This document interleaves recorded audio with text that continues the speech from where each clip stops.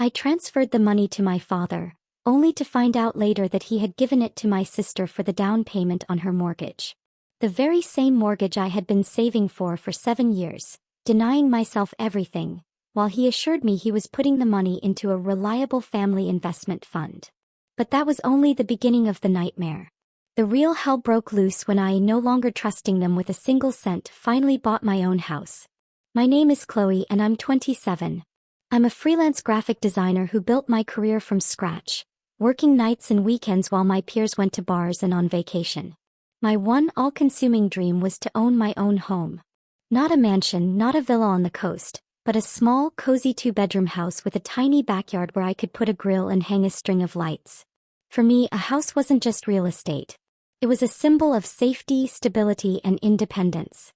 It was a fortress I was building in my imagination, brick by brick, with every $100 I saved.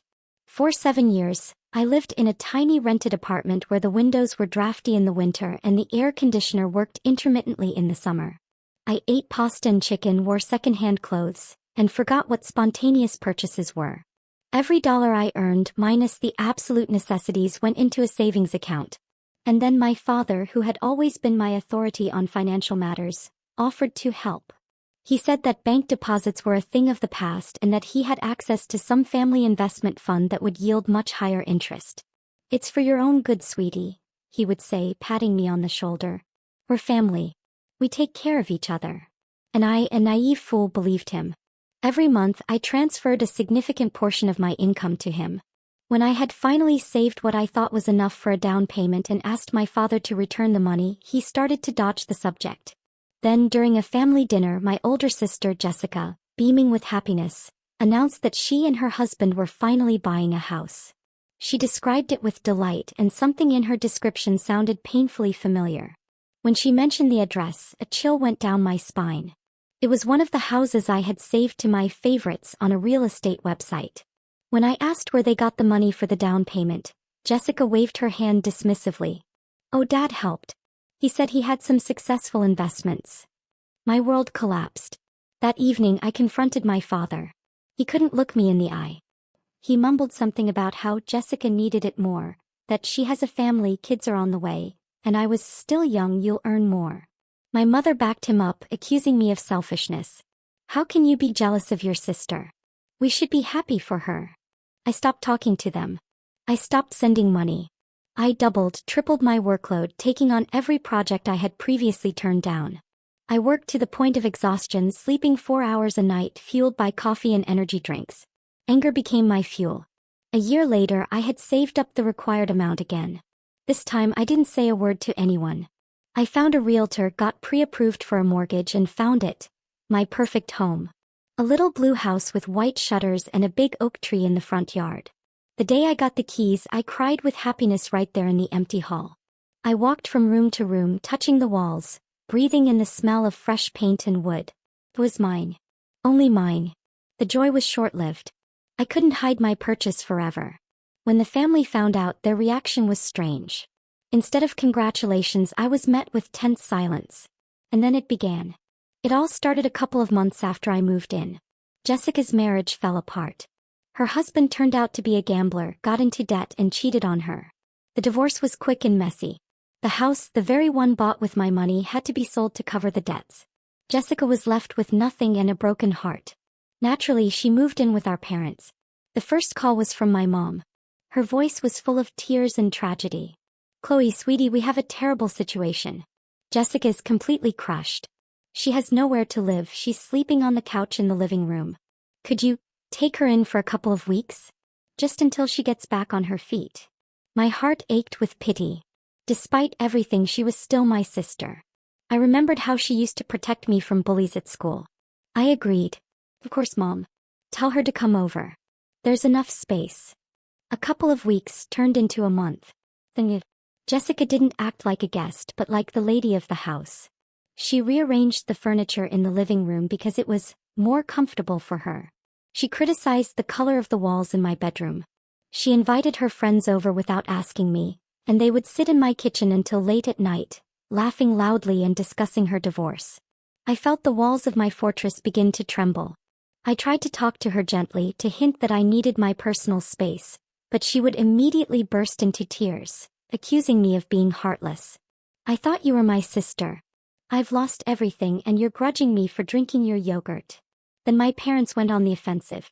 They started visiting every weekend under the pretext of supporting both daughters.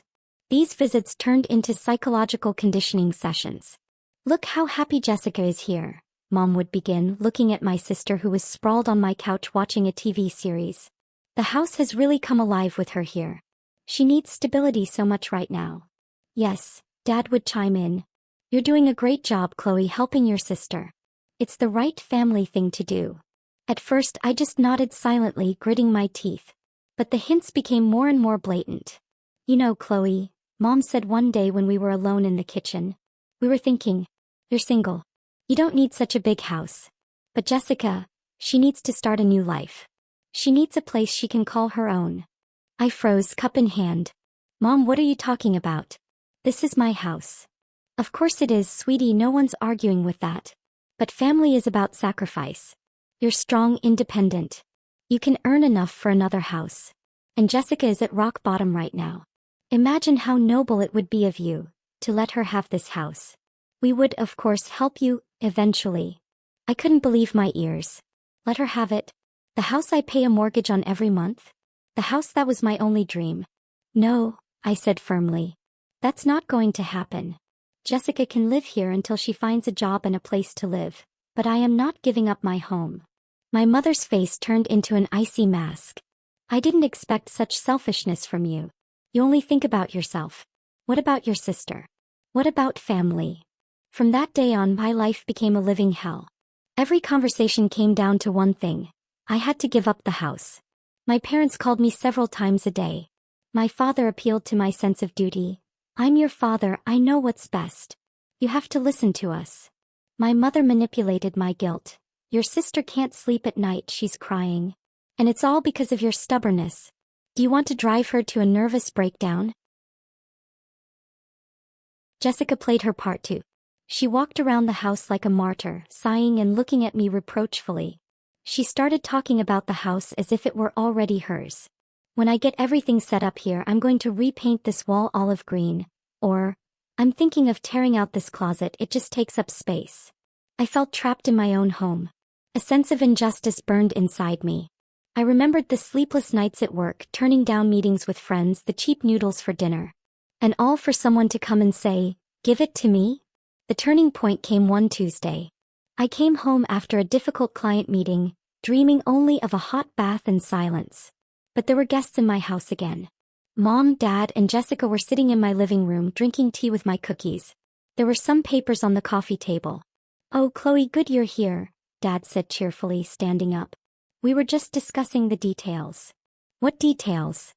I asked wearily, kicking off my shoes. "Well, about the house," Jessica chimed in with an impatient look. "We figured out what needs to be done. I found a great family lawyer, he'll help us get everything sorted out quickly." I looked at the papers on the table. They were deed of gift forms. My hands went cold. They weren't just asking. They had already decided everything for me. They had brought the papers for me to sign away my dream. "Are you serious?" My voice trembled. "Chloe, don't start," Mom said sternly. "We've made a decision as a family. This is for the best. You will sign the house over to Jessica. That's final. You have no right to decide for me," I shouted, feeling tears of anger welling up. "This is my house. I pay for it. I earned it." "Ungrateful girl," Mom shrieked. "We raised you and you're willing to throw your own sister out on the street over some walls. What is wrong with you?" "She's just jealous that I'm going to have such a cool house now," Jessica inserted with a venomous smirk.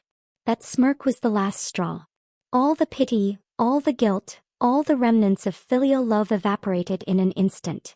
I saw before me not a family, but a pack of predators cornering me to take my prize.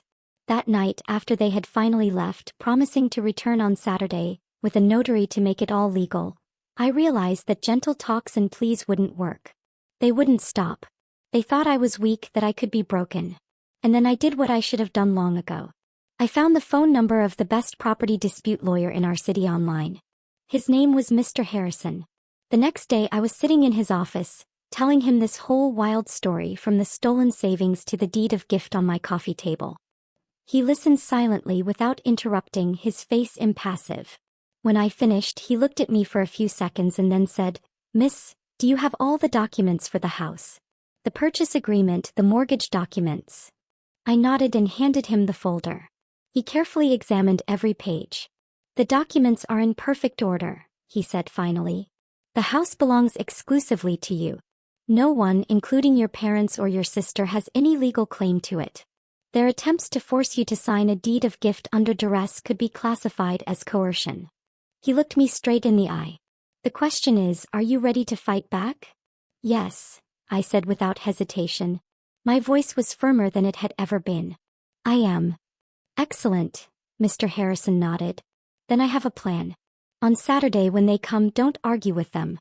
Just call me. I'll be nearby." I spent the whole week on edge. Jessica was already packing my things into boxes. "Making room for my stuff," she threw over her shoulder. I didn't argue. I just watched in silence, feeling a cold, steel resolve growing inside me. I knew this would be the end. The end of my relationship with my family, the end of my illusions. But it would also be a beginning. The beginning of my real, free life. On Saturday at noon sharp, the doorbell rang. I opened it. On the doorstep stood Mom, Dad, Jessica, and an unfamiliar man in a suit, obviously the notary. They walked into the house without an invitation, looking like victors. "Well, Chloe, are you ready to be reasonable?" Dad asked, placing his briefcase on the table. "I brought all the documents," Jessica chirped, looking around the living room. "After you sign, I'll call the movers for your things right away. You can stay with Mom and Dad for a while." They sat down around the table. The man in the suit took out papers and a pen. "So, miss," he said to me, "we are here to formalize the act of gifting your property to your sister, Jessica. Please review and sign here."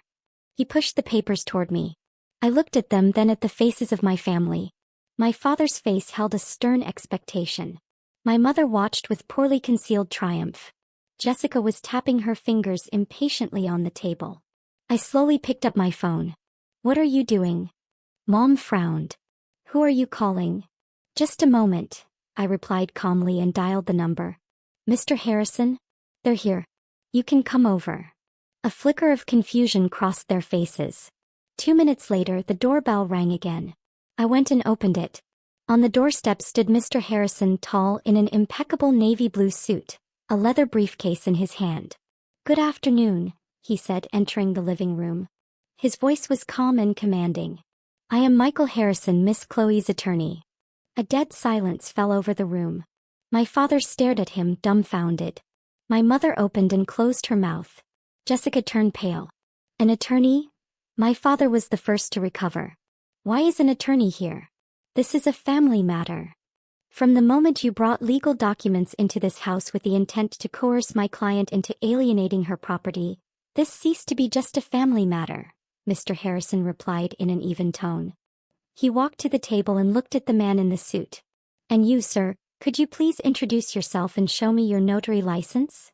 The man stammered and blushed. I'm just a family friend, a lawyer." "So you are not authorized to notarize such transactions?" Mr. Harrison clarified. "Very interesting." He turned to my parents. "Let me make this clear. This house is the exclusive property of Miss Chloe. She purchased it legally and is paying the mortgage in full. Any attempts to pressure, threaten, or manipulate her into signing these papers," he gestured to the deed of gift, "are illegal. If you do not cease harassing my client, we will be forced to file a lawsuit for harassment and intentional infliction of emotional distress. Also," he paused, looking at my father, "I would recommend you prepare a full accounting of the funds my client transferred to you over several years for investment. The IRS might be very interested in this family fund." It was a knockout blow. My father sank onto the couch as if his legs had given out. My mother looked at me with horror and hatred. "Chloe, how could you?" she whispered. "A stranger, against your own family." "You're the ones who made him not a stranger when you brought these papers here," I replied. My voice didn't tremble. Jessica jumped up. Her face was contorted with rage. "You'll regret this. You selfish bitch." "I hate you," she screamed and ran out of the house. My mother and father, without a word, got up and followed her. At the door, my mother turned and shot me a look full of poison. You are no longer our daughter. The door slammed shut behind them. Silence filled the house. A deafening, absolute silence. I stood in the middle of my living room, which still smelled of someone else's perfume and betrayal. Mr. Harrison collected the fake deed of gift from the table. I don't think they will bother you again, he said softly. Call me if anything changes. He left, leaving me alone. I slowly walked through the entire house. I touched the wall Jessica had wanted to repaint. I looked at the spot where the boxes of my things had been. I went to the window and looked out at my backyard at my oak tree. I didn't feel triumphant. I felt a huge, gaping void where my family used to be. It hurt. But through the pain, another feeling was breaking through, relief.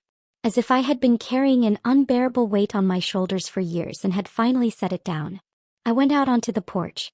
The sun was setting, painting the sky in shades of pink and orange. I took the keys out of my pocket. The metal was cold and hard.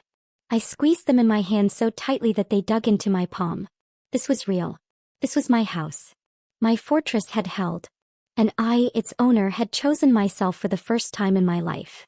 I stood on the threshold of my home in the rays of the setting sun, and I knew that despite the losses, I had become stronger. I was home. Truly home.